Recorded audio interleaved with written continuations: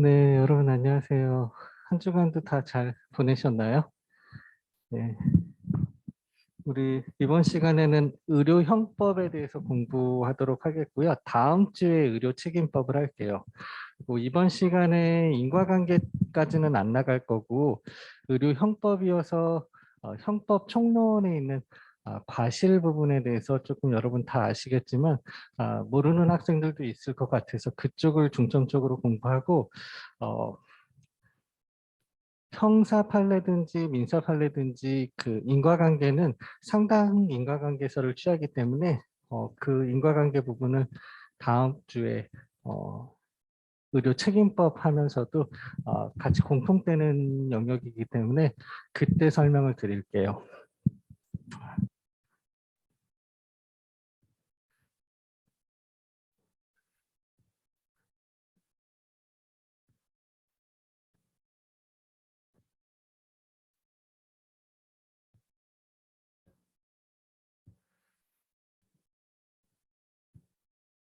오늘은 여러분 153페이지 의료 형법 부분 진도 나가도록 하겠습니다.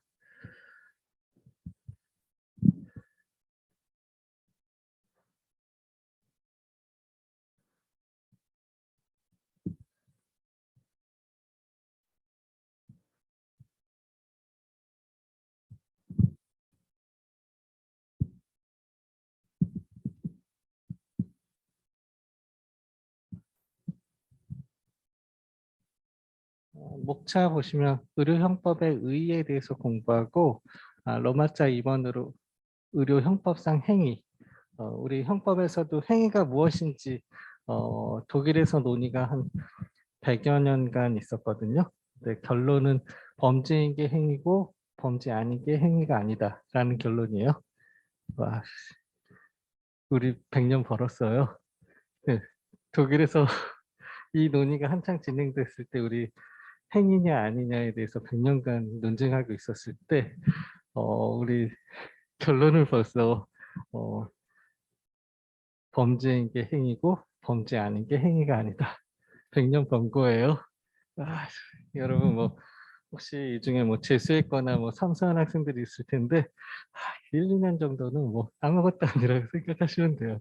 왜 우리 벌써 100년을 벌었기 때문에요.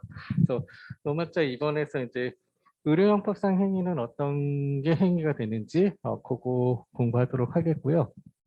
오늘 시간에 이제 중점적으로 공부할 건 의료형법상 과실이에요. 그래서 형법 총론에 있는 내용들 여러분 3, 4학년 학생들이 대부분이기 때문에 어, 여러분 1학년 때 형법 총론을 배웠다고 했나요? 2학년 때 배워요? 2학년 때 형법 총론, 강론, 형사소송법을 배우나요? 아, 그렇구나. 그러면은 3학년 학생이면 작년에 배웠네요. 제일 따끈따끈하게 제일 잘 알겠네요.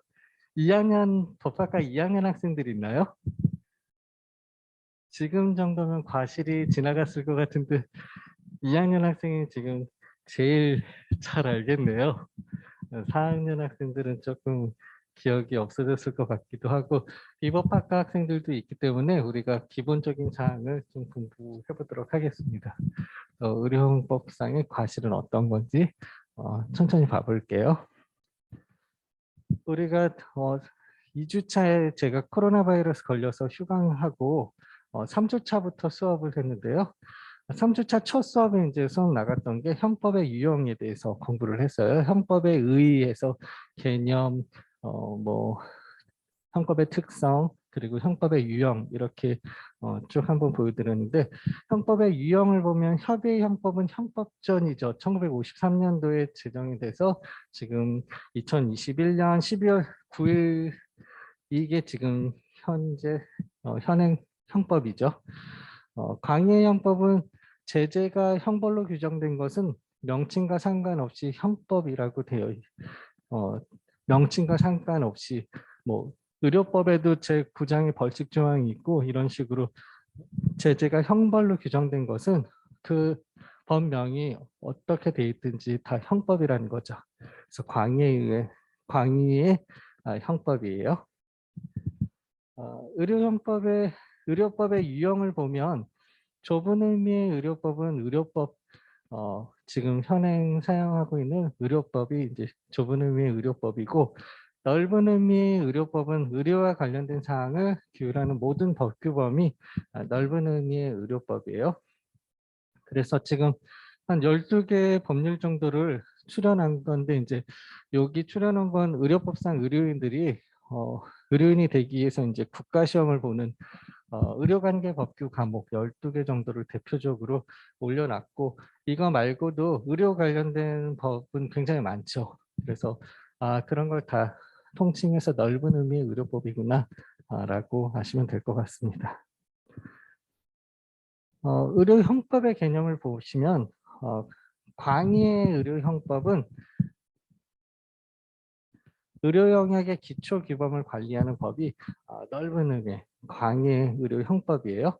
그래서 이에는 의료사고 발생에 따른 피해에 대해서 형벌을 부과하는 경우들을 다 포함하기 때문에 의료법상 뭐 의료법 위반죄 이런 것들 다 광의의 형법에 해당하고 응급의료 위반죄 그러니까 의료에 관련돼서 특별법들 다 처벌받을 수 있는 이런 것들이 광의의 의미의 의료형법이다라고 아시면 될 것 같고요.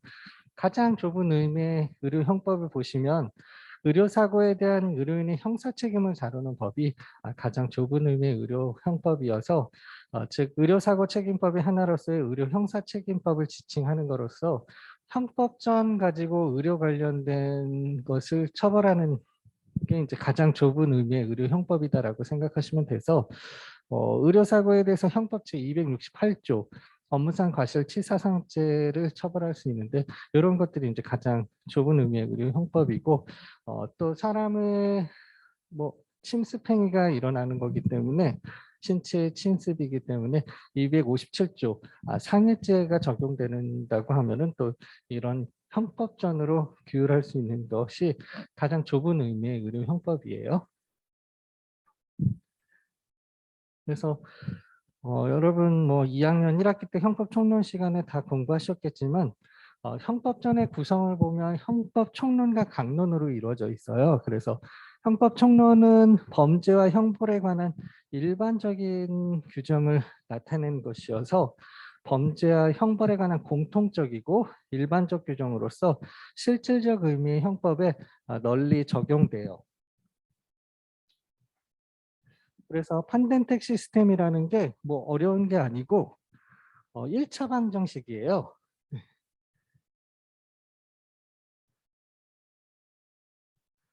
ax 플러스 bx 이 중에 이제 가로로 묶으면 뭐 수학에서는 뭐 a 플러스 b 해가지고 이게 잘 안 나오네요. 잘 안 보이죠?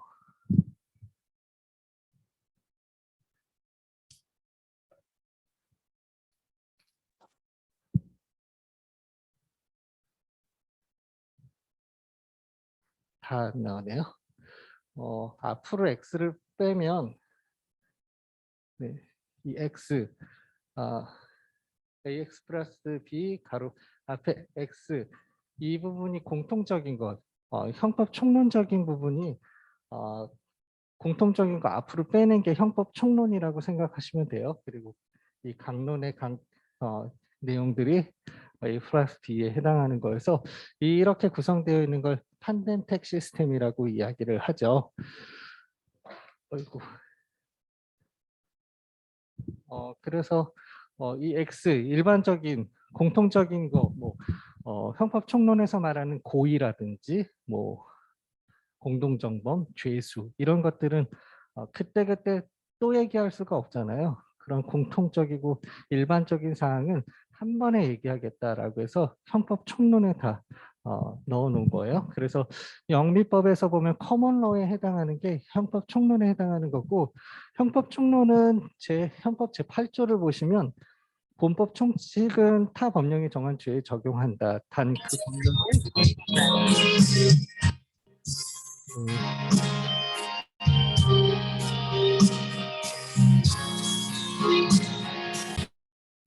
네, 고마워요. 저희 심심할까 봐 노래도 틀어주긴 했네요. 네, 우리 끝나고 듣죠?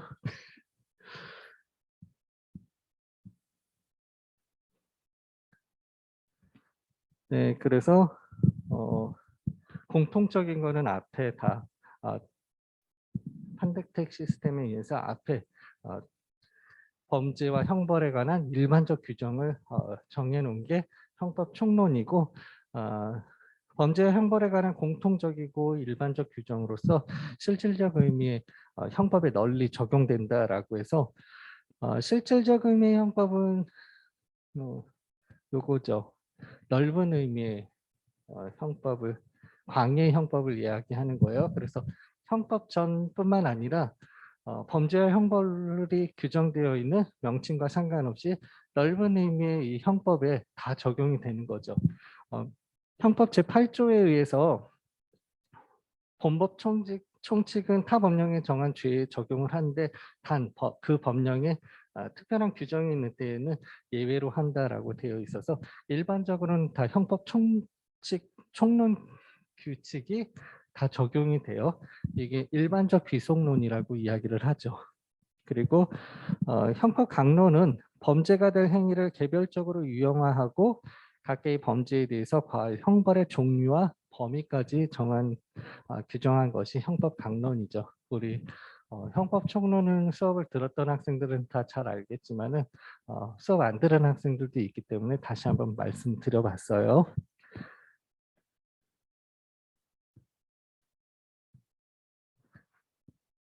이거에 대해서 이제 로마자 2번에 의료 형법상의 행위예요. 교과서 158페이지예요. 의료형법상 행위는 환자가 상해를 입거나 사망하게 된 의료사고가 발생하는 경우에 의료인에게 형사 책임을 귀속하게 하기 위해서는 우선 의료사고를 야기하게 하는 진료행위가 있음을 확인해야 되죠. 그래서 의료형법상의 행위는 진료행위가 있어야 되는 거고, 이 진료행위는 자기행위든 부자기행위든 상관이 없이 가능해요. 그래서 의료 형사 책임이 근거가 되는 법적 의미의 진료 행위는 자기 행위뿐만 아니라 부자기 행위로도 가능하다라고 해서, 여러분 교과서 158페이지 중간 정도 보시면 1번에 이제 자기의 진료 행위에서 자기 행위로는 진찰, 검사, 투약, 주사, 마취, 수술, 수혈, 분만, 회복, 유황 방법 지도 등 이런 것들이 있고, 그 이외에 부작위 행위로도 진료 행위를 계속 하다가 하지 않는 행위, 이런 걸로도 의료 형사 책임을 받을 수 있다라는 거예요. 네, 그래서 부작위로도 의료 형법상 책임을 져야 된다. 의료진이 잘 치료하고 있다가 야간 당직 의료진인데 밤새 잠을 자서 환자를 케어하지 않았거나 이런 경우에 다 처벌 대상이 되는 거죠. 부작위에 의한 처벌이에요. 아이, 설마 그런 일들이 일어나겠어라고 하는데 실제로 있어요. 네. 간호사분이 밤새 이제 당직 의사를 호출했는데 잠이 드셨나 봐요, 이분이. 그래서 아침 듀티 근무자 바뀌었을 때 환자가 이제 더 이상 견디지 못하고 산소 마스크, 인공호흡 장치 같은 걸로는 안 되기 때문에 인공호흡 장치 띄고 복도에서 쓰러져서 이제 그때서야 야간 당직 의사가 오게 된 거죠. 왜 그랬는지 모르겠어요. 당직 의사 잘하고 있는 건가요? 그냥 당직이니까 넌 밤새 푹 자라, 그런 의미는 아니잖아요. 당직 의사면은 밤에 이제 담당 환자들을 케어하고 순찰들 돌고 해야 되는데 잘하고 하는 거 아니잖아요. 네, 부작위에서 처벌받을 수 있죠. 그 분은 이제 식물인간 상태에 빠지게 됐죠. 네. 환자는 죽거나 아주 큰 중상해에 빠져요. 네. 의료형법상의 이제 과실 부분에 대해서 보겠는데요. 160페이지 로마체 3번 부분이에요. 그래서 의료사고에서 의사에게 형사책임이 귀속되기 위해서는 문제되는 행위가 의사의 고의나 과실에 기초해야 하는데, 다만 의료사고는 주로 과실범의 형태를 띈다라고 하죠.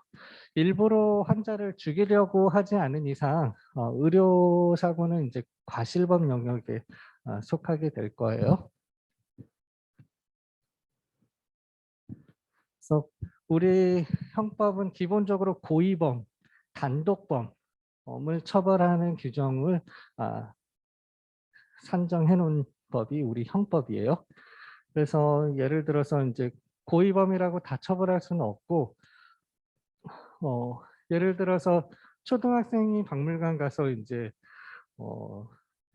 조선시대 뭐 도자기를 뭐 장난치다 깨뜨렸다.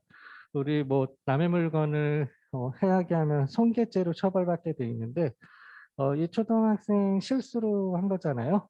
고의가 아니고 그 고의범, 손괴죄 고의범 처벌하는 거죠.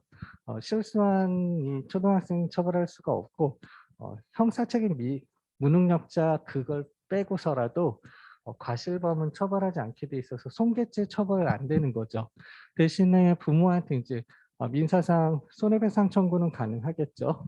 네, 그런 것 같이 우리 형법은 고의범을 처벌하는데, 예외적으로 처벌 규정이 있는 경우에만 과실범을 처벌하게 돼 있는데, 고의범과 달리 과실범은 법률에 특별한 규정이 있는 때에만 예외적으로 처벌을 한다라고 되어 있어서, 우리 법에 이제 5가지 정도가 있어요. 그래서 법 조문 순서대로 말씀을 드리면, 실화죄.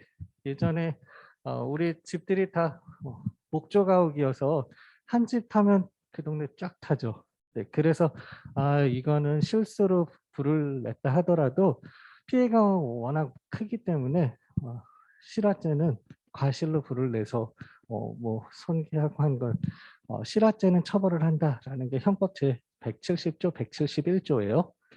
그리고 그 다음은 과실 폭발물 파열죄예요. 폭발물은 그 위험성 때문에 그 다른 업무보다도 특히 주의를 더 잘 기울여야 되는도 불구하고 실수로 폭발물 뭐 안 터지겠지 하고서 뭐 담뱃불을 위에다 올려놨다가 터졌거나 뭐 이런 실수로라고 하더라도 과실 폭발물 파열죄는 처벌하게 돼 있어요. 형법 제 173조의 2고, 과실 일수죄, 일수 뭐 돈 빌리는 그 일수 아니에요. 네, 이때 이 수는 그 물수여가지고, 네, 물 같은 거 범람하게 해서 뭐 피해를 입히게 했다거나 이런 거 실수로라고 하더라도 과실일수죄는 형법 제 181조에 의해서 처벌을 한다라고 해놨어요. 그 다음에 이제 과실교통방해죄. 우리 자동차가 뭐 되게 편리하기는 해요. 그렇지만 뭐 잘못 사용하면 뭐 사람이 크게 다치거나 죽게 됐죠. 그렇기 때문에 이거는 실수를 하더라도 처벌을 한다 해서 형법 제 189조의 과실교통방해죄는 실수를 하더라도 처벌을 하기로 해놨고, 그 다음에 이제 과실치사상죄예요. 우리 의료 영역에서는 다 여기에 해당하죠. 과실치사상죄 형법 제 266조, 267조, 268조 이렇게 돼 있죠. 그래서 의료는 뭐 실수를 하더라도 실수를 하면 사람이 크게 상해를 입거나 심하면 그냥 잠깐 실수인데도 죽어요. 그 제주대학병원 그 간호사분이 이제 오더 내린 거 이제 흡입해야 되는 코로나19 걸린 12개월 여자아이 경구로 이렇게 흡입해야 되는 그런 약이 오더됐는데 정맥 주사를 했죠. 실수예요. 흡입인데 정맥 주사. 아이는 사망했거든요. 간호사분은 업무상 과실치사죄로 기소가 됐겠죠. 죽었으니까 죽으면 업무로 직업하면서 한 거기 때문에 거의 다 업무로가 들어가죠. 그래서 업무상 과실치사죄 집행유예 선고될 거예요. 교도소는 안 가지만 전과는 남죠. 그리고 치사죄이기 때문에 면허 취소될 거거든요. 그러면은 간호사 면허 취소되면 제주대병원 해고 되겠죠.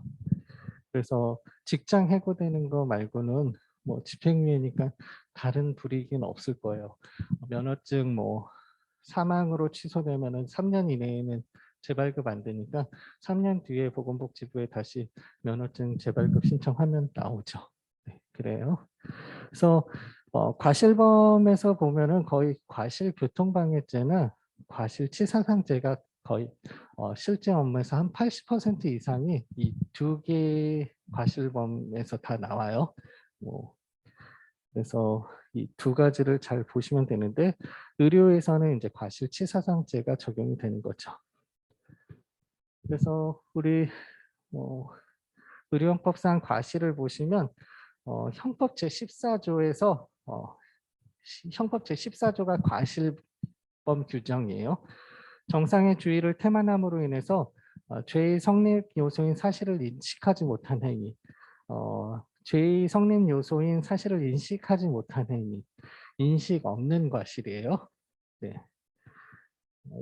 이 인식하지 못한 행위는 법률에 특별한 규정이 있는 경우에 한해서 처벌한다라고 되어 있죠. 법문에는 인식 없는 과실만 이야기했지만 통설은 인식 없는 과실이든 인식 있는 과실이든 법률에 특별한 규정이 있는 경우에 한해서 처벌한다라고 되어 있어요. 네. 그래서 뭐가 인식이 있는 거고 뭐가 인식이 없는 건지 뭐 잘 모를 수도 있을 것 같아서 네. 제가 뒤에 다시 한번 좀 간략하게 설명을 해드릴게요. 그래서 과실의 개념을 보면 과실이란 정상의 주의를 태만히 함으로 해서 구성 요건을 실현하는 것이고 과실 행위자는 고의범과 달리 첫 번째로 구성 요건을 실현하려는 의사를 갖지 않은 사람이 과실범이죠. 그리고 두 번째로 형법 규범을 부정하려는 내적인 태도를 갖고 있지 않다는 점에서 고의범보다는 가볍게 그리고 법률에 특별한 규정이 있는 경우에 한해서 예외적으로 처벌을 하게 돼 있어요. 그래서 고의범보다 훨씬 약하죠. 그래서 사람을 살해하게 되면은 사형 무기 5년 이상이에요. 미니멈이 5년이에요. 미니멈 5년이면 3년까지가 집행유예 가능해서 살인죄로 기소돼서 형이 확정되면 뭐 이건 빼도 박도 못하고 교도소 행위예요. 미니멈이 5년이니까 뭐 집행유예도 없어요. 근데 과실범, 고의가 없었다. 이것만 인정돼도 과실범으로 가게 되면 형량이 팍 줄어들죠. 좀 센 뭐 의료진이 뭐 실수를 했다고 해서 업무상이 붙어도 5년 이하예요. 이게 사형무기 5년이냐, 5년 이상이냐, 5년 이하냐, 이거 뭐 하늘과 땅 차이죠. 어, 업무상 과실치사상죄는 5년 이하기 때문에 초범에 있어서 뭐 2년이나 2년에 뭐 집행유예 뭐 4년 뭐 이렇게 선고받아 버리면 교도소 가냐 안 가냐거든요. 그러니까 이 기소된 사람 측에서는 피고인 측에서는 이거 뭐 고의 되면 뭐 쓰러지는 거죠. 네. 그리고 우리 보람의 병원 사건이 자기에 의한 살인죄로 의료진들이 기소가 된 사항에서 네, 형이 확정이 됐죠. 2년 6개월에 장량 감량해서 5년 절반으로 퉁쳐졌거든요. 그래서 다행히 집행유예 선고를 받긴 했지만 실형은 선고가 됐죠. 자기에 의한 살인죄로요. 네, 그런 또 형사 판례가 또 있기 때문에 이게 고의범이냐 과실범이냐 진짜 하늘과 땅 차이다라는 거 말씀드리고 과실범의 종류를 보면 아까 형법 제14조 과실에 있어서 인식 있는 과실이냐 인식 없는 과실이냐인데 인식 있는 과실은 행위자가 주의 의무를 위반해서 구속요건이 실현될 수 있는 가능성을 인식한 경우가 인식 있는 과실이고 인식 없는 과실은 구속요건이 실현될 수 있는 가능성을 인식하지 못한 경우가 인식 없는 과실인데 뭐 이렇게 글로만 딱 보면은 이게 인터넷으로 춤을 배웠어요 라고 해서 뭐 춤 추는 사람하고 똑같은 것 같아요. 그래서 이 말표현뿐만 아니라 고의와 과실에 대해서 간단하게 설명을 드릴게요. 인식 있는 과실과 인식 없는 과실이 어떻게 달라지는지. 고의범이에요. 고의에는 이제 지적인 요소와 의적인 요소가 둘 다 있는 게 이제 고의범이죠. 지적인 요소라는 거는 알고 인식한다라는 거고 의적인 요소는 행하는 거, 의욕이에요. 그래서 살인죄를 예로 들으면 사람이라는 걸 알죠. 사람이구나. 내 사람을 죽여야지. 사람 인식하고 알고 있는 이 지적인 요소 가지고 있는 거죠. 그리고 어, 의적인 요소는 죽여야지. 고의잖아요. 네. 행하는 의욕까지 있어야 되고, 그래서 고의범은 이 지적인 요소와 의적인 요소를 다 가지고 있어야 되는데, 과실범은 이 두 가지 다 없는 거예요. 지적인 요소도 없고 의적인 요소도 없는, 네, 이게 인식 없는 과실이죠. 그래서 이 인식 없는 과실. 근데 고의에도 미필적 고의가 있는데요. 예를 들어서 아침 회사 출근하는데 차를 엄청 빨리 달려요. 근데 이런 골목에서 사람이 튀어나올 수도 있는데, 근데 어쩔 수 없지. 나 요즘 코로나 같은 시대에 회사 늦어서 늦게 가면 잘리는데 사람이 튀어나오더라도 어쩔 수가 없어 라고 하는 게 이 미필적 고의죠. 사람이 나온다는 거는 지적인 요소로 알아요. 그렇지만 이제 의적인 요소가 나와서 다치거나 크게 응? 그럴 수가 있는데 어쩔 수 없어 라고 하는 거죠. 의적인 요소가 아주 강하진 않지만 약하게라도 존재하는 게 이게 미필적 고의예요. 그리고 밑에 있는 운전자는 베테랑 운전자 카레이서예요. 와씨, 뭐 그랑프리에서도 뭐 내가 3등 안에도 들고 이랬던 경력이 있죠. 그래서 사람이 태어날 수 있어요? 알아요. 네, 지적인 요소가 있죠. 근데 저는 뭐 운동신경이 엄청 빨라서 나오자마자 그냥 0점 몇 초 사이에 딱 밟아서 딱 써요, 저는. 그래서 절대 안 죽어요. 이런 거죠. 그런 게 이제 의적인 요소가 없는 거예요. 죽이려는 의도, 뭐 다치게 하려는 의도가 전혀 없는. 그래서 지적인 요소는 있지만 의적인 요소가 없는, 이런 게 바로 인식 있는 과실이죠. 이게 인식 있는 과실이냐 미필적 고의냐에 따라서 고의범이냐 과실범이냐로 나뉘기 때문에 굉장히 중요한 사항인데 제가 쉽게 설명을 해드렸어요. 그래서 아까 보신 것 같이 뭐 인식 있는 과실과 인식 없는 과실을 이렇게 글로도 설명해 드릴 수 있는데, 이렇게 딱 지적인 요소와 의적인 요소로 해서 지적인 요소는 있지만 의적인 요소가 없는 게 인식 있는 과실이구나, 이 왼쪽이 인식 없는 과실이구나, 이렇게 쉽게 구분하실 수 있을 것 같아요. 여러분 막 이제 2학년 때 배웠던 게 막 생각이 나죠? 안 나요? 이렇게 안 배우셨어요? 표정이 어둡네요. 처음 보는 건 아니죠? 우리 졸업이 얼마 안 남았는데 처음 보는 것 같이 앉아있으면 안 돼요. 네, 그렇습니다. 또 과실의 종류를 보면은 이렇게 보통 과실과 업무상 과실, 보통 과실과 중과실로 이렇게 구분할 수가 있어요. 그래서 과실을 보통의 과실과 업무상 과실, 보통 과실과 중과실로 구분을 해서 보통의 과실보다는 업무상 과실과 중과실을 무겁게 처벌을 하고 있습니다. 그래서 과실치사상죄를 보면은 네, 266조죠. 실수로 사람을 다치게 하면 500만 원 이하의 벌금, 구류, 과료예요. 네, 500만 원이면 뭐 그렇게 크진 않네요. 네. 근데 이제 사람이 죽으면 이제 금고형도 가능해서 과실치사, 사람이 죽게 되면 267조에서 2년 이하의 금고 또는 700만 원 이하의 벌금. 법원의 판사가 이제 선택적으로 징역 금고형을 선택할지 벌금형을 선택할지 판사의 재량에 이제 달려 있죠. 치사하면은 치사하네요. 2년 이하. 네. 그리고 이게 의료진 같은 경우에는 이제 직업과 관련되어 있기 때문에 다 업무로가 이제 붙을 거예요. 그러면은 업무상 과실치사상죄, 중과실치사상죄. 268조는 업무상 과실치사상죄, 중과실 같은 조문 하나에 되어 있어요. 그래서 뭐 상해를 입으면 치상죄로 될 거고 죽게 되면 업무상 과실치사죄, 뭐 이렇게 가겠죠.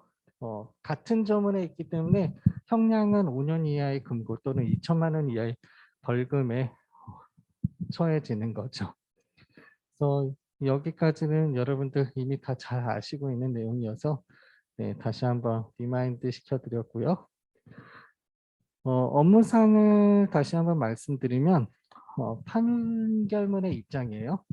사람이 사회생활에서 가지는 지위로서 계속적으로 종사하는 사무, 이걸 업무라고 하고 실제로 직업 수행하는 경우 발생하는 그런 거를 업무라고 하기 때문에 여기에서 요구되는 주의 의무를 위반해서 구성요건을 실현하면 업무상 과실치사죄나 업무상 과실치상죄로 처벌을 받고요. 중과실에 대해서 말씀드리면 약간의 주의를 기울였다라면 요구되는 주의 의무 위반을 하지 않은 경우에 인정되는 거예요. 그래서 중과실이라는 게 주의 의무를 굉장히 강하게 요구한 거라든지 굉장히 엄격한 주의 의무 위반이 중과실일까라는 질문을 드릴 수 있는데 전혀 그렇지 않다라는 거예요. 중과실은 독일어를 번역해 보면 심히 경솔했다. 이렇게 해석이 되거든요. 그래서 주의 의무 위반을 경솔하게 했을 때예요. 약간의 주의만 기울였으면 이런 사건이 발생되지 않았을 텐데 그 조그만한 그 관심, 주의를 기울여지 않았기 때문에 과실이 나온 거기 때문에 넌 중과실이야. 그래서 의료 영역은 업무상도 업무상이지만 중과실인 거를 이제 처벌하게 돼 있어서 경과실인데 처벌하면은 의료진들 나만 하는 처벌받지 않는 의료진들이 없기 때문에 의료는 중과실이면서 업무상 과실 이 두 개가 접목되는 사항을 처벌을 하도록 하고 있어요. 그래서 이때 중과실은 주의 의무 위반이 심히 경솔했다. 조그만 주의만 기울였어도 예방이 됐었을 텐데 그마저도 하는 거가 그게 중과실이야 라는 의미예요. 그래서 과실자기범과 과실부자기범, 과실은 자기뿐만 아니라 부자기에 의해서도 범할 수 있다. 아까 의료 부자기에 의해서도 의료형법상 처벌 대상이 된다라는 거 말씀을 드렸죠. 네, 그래요. 그래서 과실범의 불법 구성 요건이에요. 과실범의 불법 구성 요건. 과실범도 고의범과 같이 구성 요건에 해당하고 위법하고 책임이 있어야 되죠. 네. 그런 것 같이 과실범도 구성 요건에 해당하려면 이 세 가지가 필요하죠. 네. 일반적으로 주의 의무 위반을 해야 돼요. 제가 이제 현직 형사부 부장판사님들이 이제 과실범을 처벌하려고 할 때 과실범 들으면 제일 먼저 뭘 확인하시나요? 라고 물었더니 이제 하시는 말씀이 주의의무 위반이지 라고 하세요. 그래서 제일 먼저 과실범을 사건 접하면 주의의무 위반했느냐 안 했느냐. 주의의무 위반을 하지 않았다면 과실범으로 처벌받지 않고 무죄 선고를 하겠죠. 그리고 주의의무 위반을 했다라고 해야지 그때 이제 과실범으로 처벌을 해요. 그리고 그런 주의의무 위반이 있으면 구성요건적 결과가 발생해야 되고 그 주의의무 위반과 결과 발생 사이에 인과관계가 인정이 돼야 되죠.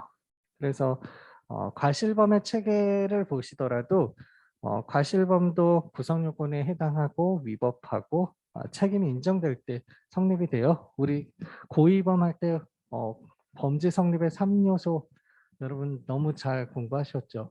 그 행위가 구성요건에 해당하고 위법하고 책임이 있어야 되는데 고의범은 객관적 구성 요건이 다 맞아떨어졌다 하면 그 다음으로 주관적 구성 요건을 보는데 과실범은 객관적 구성 요건만 있으면 돼요. 객관적인 상황만 있으면 되기 때문에 고의범에서 그 행위가 구성 요건에 해당하려면 객관적 구성 요건에 해당해야 되는데 행위 주체 행위 객체 다 사람이어야 되겠죠. 그리고 범죄 행위가 있어야 되고 범죄 행위 태양이 있어야 되고 그 행위에 따른 결과가 있어야 되죠. 그리고 그 행위와 결과 사이에 인과관계가 있고 객관적 기소까지 있어야지 객관적 구성 요건에 해당하는 거죠. 이제 그 다음에 확인하는 게 고의냐 과실이냐 뭐 이런 걸 따지는 거죠. 어, 여러분 다 잘 아는 거여서 네, 그래요. 그래서 과실범에서는 과실범의 특징은 구성 요건에 이제 과실은 객관적 과실만 있으면 해당되는 거고 위법성에서도 이제 위법성을 볼 때도 위법성의 특징은 이제 고의범의 경우에는 주관적 정당한 요소 그러니까 정당 방위를 하려고 하는 의사, 긴급 피난하려는 의사 이런 것들이 있어야 되는데 왜 필요하죠? 고의범에서는 네. 그래야 고의 형성을 통해서 갖는 형법 규범을 부정하려는 태도를 이제 제거해 나가려고 하기 때문에 고의범에서는 그런 것들이 다 필요한데 과실범에서는 그런 주관적인 정당화 요소라든지 정당 방위, 긴급 피난 이사 이런 것들이 필요로 하지는 않고 객관적으로 정당 방위 상황이라든지 긴급 피난 상황 이런 정당한 상황이면 위법 있으면 위법성이 조각되는 거예요. 이 점이 고의범과 가장 큰 차이점이에요. 그리고 책임도 이제 주관적 과실론이에요. 과실은 행위자 개인의 능력과 가능성을 고려하기 때문에 고의하고 또 약간 틀리죠. 그래서 구성요건 위법성 책임이 고의범과는 좀 많이 다르다라는 거 말씀드릴 수 있고요.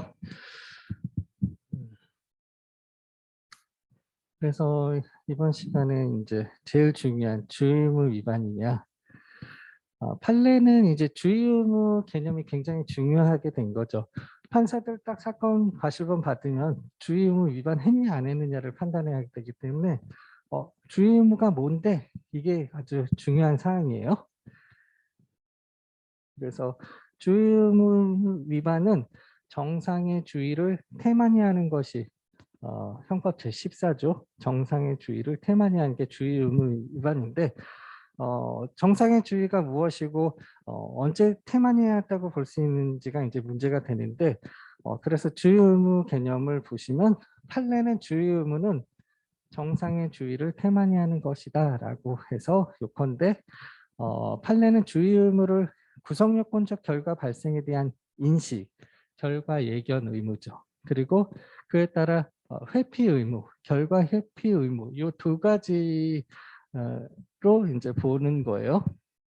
그래서 결과 예견 의무가 있기 위해서는 예견 가능성이라는 게 필요해요.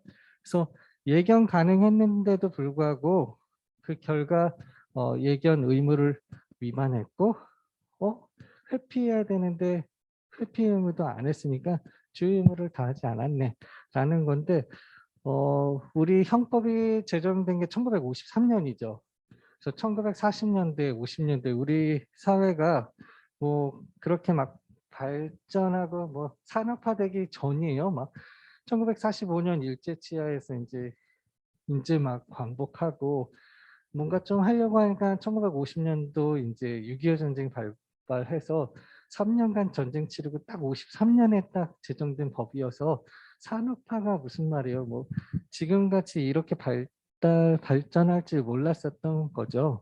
그러다 보니까 현대 사회에서의 위험 발생에 대한 예측은 고도의 불확실성에 빠져 있기 때문에 위험 사회에서 과실 현상을 파악하기에는 부적절한 면이 있죠. 그래서 제시하는 주의 의무 개념으로는 과실은 법 공동체가 사회 구성원 모두가 지켜줄 것을 기대하는 주의를 태만히 한 것을 주의 의무 위반이다라고 하는 거예요.